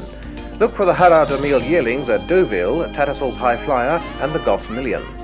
The first 3 home in the Prix de Fontainebleau, run here on April 16th, were among a 10-runner field for the Poule des Sires des Poulains on Sunday, May 7th. There were 3 English train runners, but the Fontainebleau winner, Kendor, was again first today. Then follows Kendor. He says, go on, Kendor, and look at him eating up the ground now. Out wide, Great Commotion trying to go with them. Star Touch there in the centre, but it's Kendor sweeping into the lead now. From on the inside, Ocean Falls, Goldnaev is wider out, followed by Star Touch, but Kendor 3 lengths in front in the twinkling of an eye. Goldnaev battling on, but Kendor wins the guineas from Goldnaev. Then Ocean Falls third, followed by Star Touch and Great Commotion. If the Cults Classic went to form, the fillies equivalent didn't. Maiden Pearl Bracelet was very much an outsider, but she proceeded to cut down 15 rivals, all of them winners at least once, to cause an upset. Afterwards, she was retired to stud because of a leg injury. And Pearl Bracelet switched to the outside. Golden Opinion in front now from Kenyon. Now Pearl Bracelet and past the piece, putting in a claim out wide. They're stretched across the track. It's Golden Opinion in front from past the piece, but Pearl Bracelet finishing best of all on the outside, and Pearl Bracelet gets up to beat past the piece. Then in third, Golden Opinion from Kenyon, and further back, La Plumita. Prior to the Prix Lupin, Galetto had shown steady progress, winning twice. But this was his best display. The turn of finishing speed that trounced Elmea was exciting, even allowing for main rival a long all being way below par. Swamping them. Galetto races up now, takes over, dashes clear in a couple of strides. Galetto in front from Dancer Etoile Elmea. A long all's found nothing, but it's Galetto 4 or 5 lengths clear, streaking away from them, and Galetto coming up to the line to win well from Elmea. Then in third place, Dancer Etoile from Flash of Realm, a long all and Simple Noble. Just 3 contested the Cadre, of which eventual third Béolida was having only his 3rd race since 1987. Trebrook and Vaguely Pleasant had chased home Rachmaninoff in the Prix Vicomtesse Vigier. Here, they had the finish to themselves. Kicked away now from Béolida. It's Trebrook in front, a couple of lengths clear. Moore gets to work on Vaguely Pleasant, but it's Trebrook 2 in front, a comfortable 2 lengths as well. Vaguely Pleasant flat to the boards, can't make any impression, and in the run up to the line, Trebrook wins the Prix de Cadran from Vaguely Pleasant and Béolida third. Trebrook, a smart animal over hurdles too, was now aimed at the Gold Cup at Royal Ascot. Stoutly bred Bahira is progressing well, and she'll surely prove even better when racing at a mile and a half. Here she beats Louveterie and Lady in Silver in the St Hilary. Louveterie gets ahead in front of Bearer, who's coming back at her. Then follows Lady in Silver from Rose de Crystal. It's Bearer and Louveterie fighting it out from Lady in Silver, Rose de Crystal. 100 yards to go now. Bearer on the outside gets a nose in front. Louveterie trying to go with her, but it's Bearer too strong for Louveterie. And then in third position, Lady in Silver, Rose de Crystal fourth. Unfortunately, Bahira had to miss the Prix de Diane when found to be off colour a couple of days beforehand. Steve Cawthon and Indian Skimmer back in France together for the first time since their brilliant win in the Prix at Chantilly 2 years ago. A victorious return it is too. Gabina and French Stress fill the places behind her in the Prix d'Ispahan. In extremis, tackled now by Indian Skimmer, who puts in her claim on the outside. The mare sweeps into the lead now. On the outside, Gabina from a long way back. French Stress trying to go with Gabina, then follows Mansonian, but it's Indian Skimmer in front. Gabina putting in a claim on the outside, but Indian Skimmer wins snugly from Gabina, and French Stress third from Mansonian fourth. The weather will determine Indian Skimmer's summer campaign. Henry Cecil is adamant she won't be risked on firm ground. 40 minutes later, and Steve Cawthon rides Henry Cecil's challenger Monsegem into third place in the Prix Jean Prat. Sheikh Mohammed owns the winner too, local talent, trained by André Farr. Runner-up Kendor ruins his chance by pulling too hard. To work on Kendor. On the outside, local talent is flying. Monsegem is next. Kendor in front, still in front by a half length now. Local talent now starting to sweep up on the outside, puts his head in front. Local talent's finishing the better, and local talent gets up to beat Kendor. Monsegem third. Local talent's best display to date, and judged on this, fast ground clearly suits him well. Viva Zapata and Holst had finished third and first respectively in the Prix de Saint-Georges at Longchamp on May the 4th. Here, in the Gros Chêne, 3-year-old Viva Zapata was blinkered. She led a furlong out and held on gamely from Holst and Cricket Ball. Viva Zapata got a neck in front of Nabil Dancer and Tagani. Holst is trying hard. Cricket Ball is flying. Viva Zapata in front, though, in the shadows of the post. Flashing home is Holst, but won't get there. And Viva Zapata beat Holst. Out wide, Cricket Ball is third. Nabil Dancer fourth. Fourth place Nabil Dancer, trained by Alex Scott, fared best of the English-trained runners.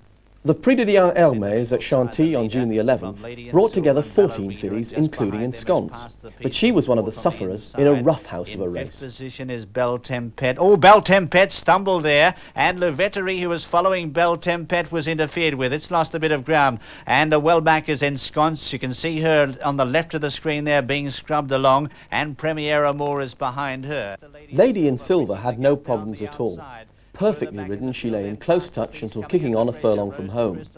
Louveterie couldn't quite peg her back after a stumble, and must have won but for that.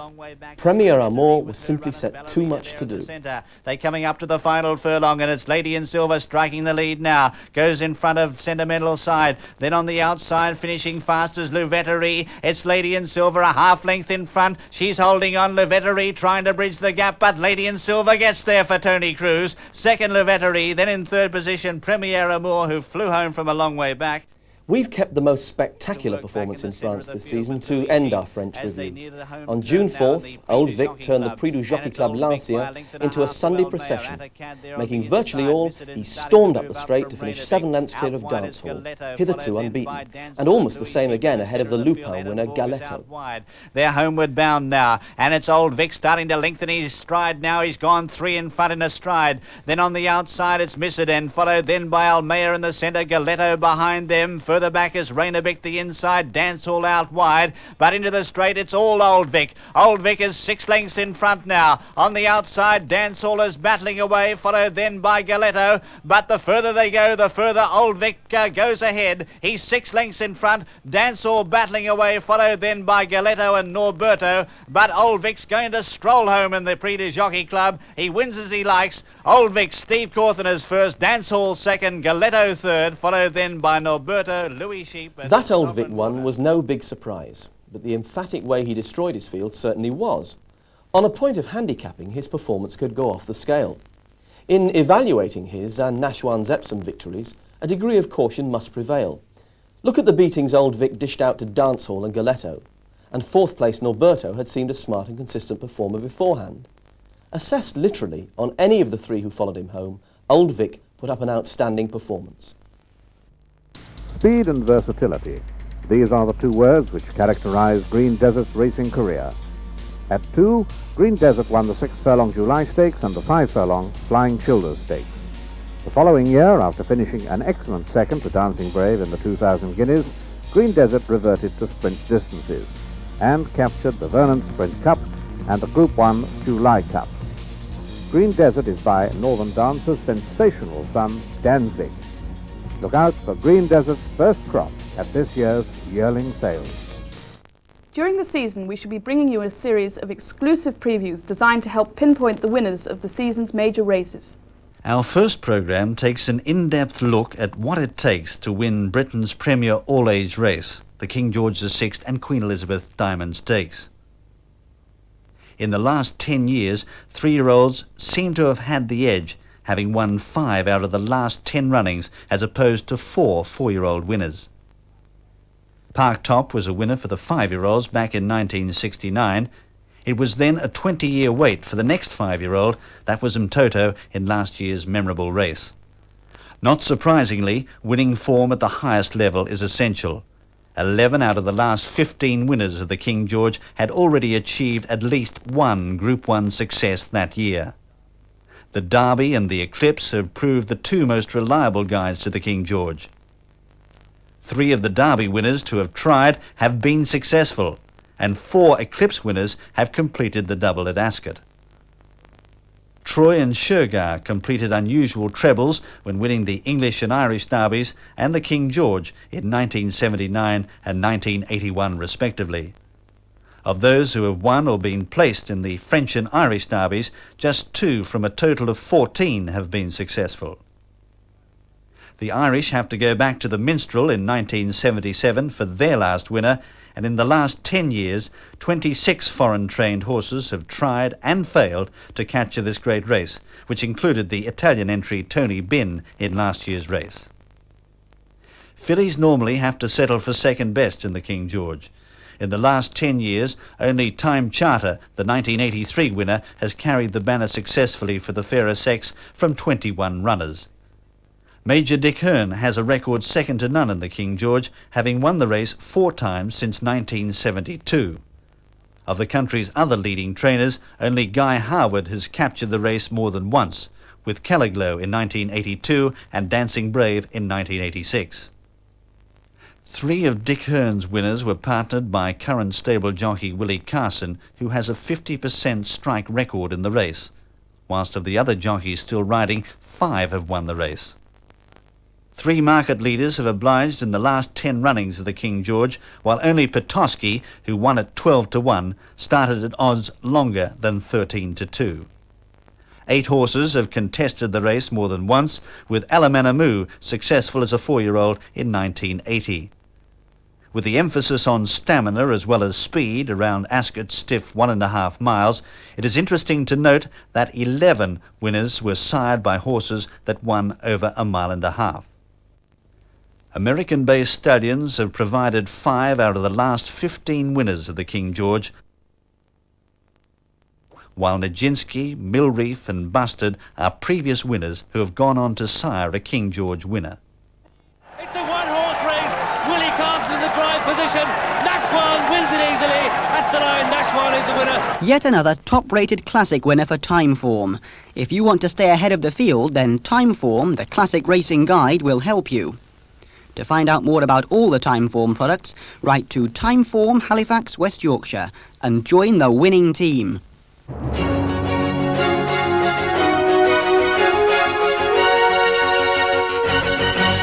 Each month we will be looking at one of the major racecourses from a jockey's perspective to see the very unique nature of some of our courses and those overseas.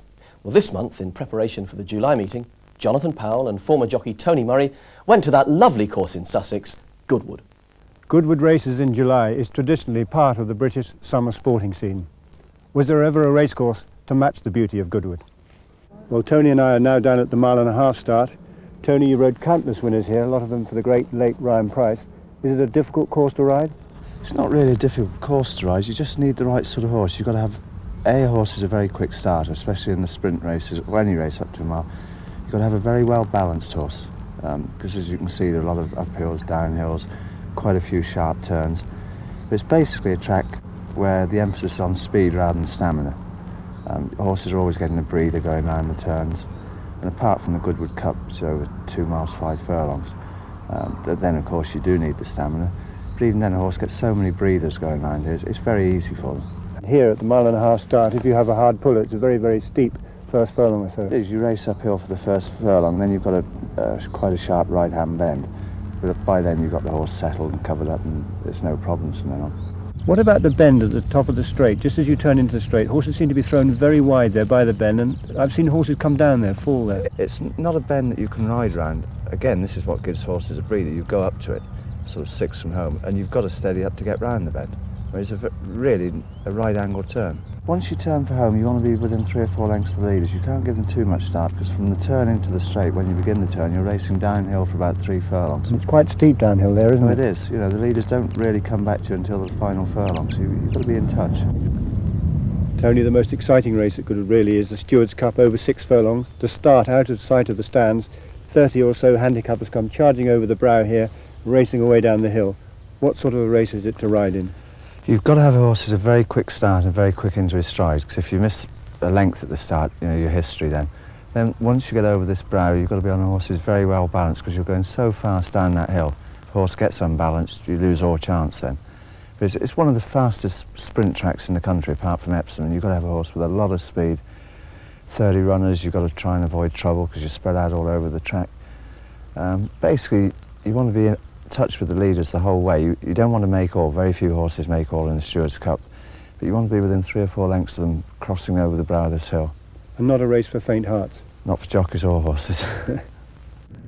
Horses appear to be running straight at the crowd in the last furlong. Is it a problem for them when they dive right-handed up immediately after the winning post? Not really. The only time it ever presents a problem, if you've got a 2-year-old first time out, a green 2-year-old, and say you're 3 or 4 lengths clear inside the final furlong, and he suddenly pricks his ears and he thinks he's running actually into a mass of people. But just as you get to the winning post, there's a sharp jink to the right for the pull-up. But that's about the only time it's ever a problem. Is it a fair course? It's very fair, really. You see the occasional bits of trouble in the straight, but very seldom is there much scrimmaging. It's nearly always the best horse that wins. After the long dry spell, it's still firm ground for today's fixtures. He's reported to have thrived recently and has been working brilliantly at home. They're off. Into the straight. They continue uphill now towards the halfway point as they start the turn, racing round now with just about 3 furlongs to go as they come now to the final couple of furlongs, and inside the final furlong. Race call 0898 500 300, the leader in telephone racing. Next month in Racing World, our major races will take in the American scene, the classic races from Ireland and the Goodwood and Newmarket July meetings. And we go to the Curragh to visit Dermot Weld. Bill Oppenheim will review the Kentucky sales and look ahead to Saratoga. There's a second part of our foal care series. How will Coriana's foal cope with the first 48 hours of his life? We take an exclusive look behind the scenes at Timeform. Tony Murray discusses York Racecourse. And there will be a special preview of the Ebor meeting, an exciting competition, and the start of a series to help you get more out of your racing. As we mentioned earlier, there is now a special supplement of the significant English group races up to the end of Epsom Derby week. In the meantime, we look forward to joining you next month on Racing World.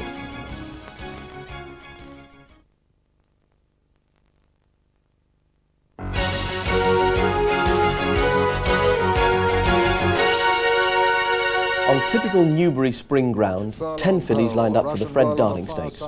Favourite was last season's Cheveley Park Stakes winner Past the Peace, and for her, the mud was no problem. Inside the final furlong, it's Past the Peace, and Richard Quinn bidding for a double here from Russian Ruler, and as they race Russian Royal, as they race up towards the line, Past the Peace goes well clear and comes to the line. The excellent winner of this Gainsborough stud, Fred Darling. The second was Russian Royal, and it's very close for third between Life at the Top and Spring Sparkle. On to Newmarket for the Nelgwyn Stakes. Mythia, one of a clutch of fillies with classic potential trained by Michael Stout, was on trial here. But this was one filly's prize the Stout team didn't win, and as she weakened, Ensconce powered through. Old Born in the blue, pressed by Ensconce in the white cap. Ensconce now finds a better turn of foot, and it's Ensconce that goes on. Mythia drops right away. Ensconce will win it at the post. Ensconce is the winner. Old Born are battling second, Mabub third. Then Guest Artiste 4, a gap of 2 lengths to Walls on a Sunday 5. Ensconce, who started favourite and passed the piece, were two of a 7-runner field for England's first classic of the season, the 1,000 guineas. In a farce of a race, tactics counted. Walter Swinburne on Musical Bliss worked his out perfectly. But it's Musical Bliss out in front, doing it the hard way, past the 3, in the lead, past the piece, comes under pressure, niggled along. On the left as we look at them in the dark jacket, that's Bequest in behind them. Carrera looks for room above, Ensconce still last, but going well. Musical Bliss finds more. They accelerate down into the dip. Musical Bliss in the lead from past the piece. Bequest in the brown jacket. Carrera black cap. Old ball. Here comes Ensconce on the outside. Not in the picture at the moment. They come inside the final furlong. Musical Bliss. Carrera on the far side. Up towards the line. Musical Bliss from Carrera. It could be a Michael Stout 1-2. Musical Bliss. Carrera from Oldbourne and Ensconce. Then came past the piece, followed by Bequest above. And so the result of this general accident, 1,000 guineas. It's a win for number 6, Musical Bliss, a daughter of the minstrel, doing things the hard way. A mid-May scorcher and a keen battle on for the Musidora Stakes at York. Little Snowbride, a big disappointment on her reappearance 12 days earlier, showed she still had ability and lots of guts. But up front, Snowbride won't be denied, and Pilot has to go to work. Mysteries pulled outside for a big run and closing well. They're inside the final furlong, and Pilot has to work, and Snowbride fights back, and Snowbride goes on. Pilot is held in second, and Snowbride has it by a half, and up the line, Snowbride to win a Pilot second, Mysteries third, then came Lucky Song in fourth, and so Snowbride has won. Apart from 2 days before the Derby, England's long dry spell continued. By Oaks Day, the going was again fast. Michael Stout saddled 3 here, including Musical Bliss. Stable jockey Swinburne chose Elisa, and yet again his judgment proved correct.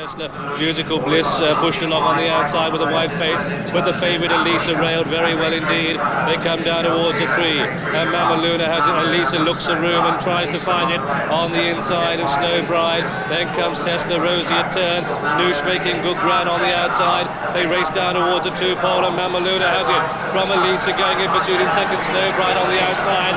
Then comes Noosh putting in a good work now, with a furlong and a half to go, and the favourite strikes, and the favourite goes for home. That favourite is Elisa. They're inside the final furlong, and Elisa has it by length to Snowbride, Mama Luna, and Rosie at turn, staying on very well for a place, but the favourite has it. Elisa is 2.5, 3 clear, and Elisa wins it from Snowbride and Rosie at turn in the photo second turn. Then Mama Luna, followed by Noosh, Tesla, Musical Bliss, all was on a Sunday, and the back marker last of all was Rambushka. Elisa's 2 previous wins had been gained so easily that her performance here suggested she was still inexperienced. Her connections feel easier ground will suit her better, and granted that, she'll take on the best of the colts later on. Elisa was Michael Stout's 3rd Oaks winner, and her time was only 1/100th of a second slower than Time Charter's record in 1982. At the beginning of last season, Silver Fling was a Guineas prospect. She turned out to be a sprinter, a really smart one.